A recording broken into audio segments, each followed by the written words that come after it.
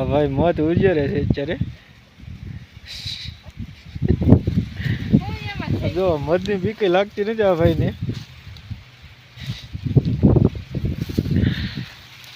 જો મધને આખું હલાવી નાખે બોલો હાલ્યો હાલ્યો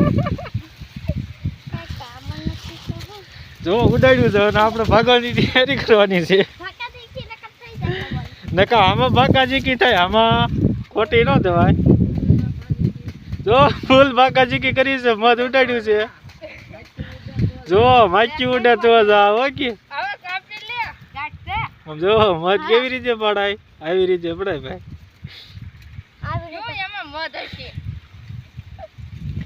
અને આ બેન ને મધ ખાવું છે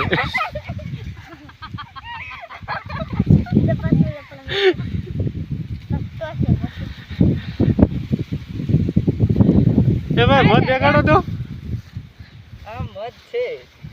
આને શું કહેવાય મિત્રો કોમેન્ટ કરીને જણાવજો અમને તો ખબર જ છે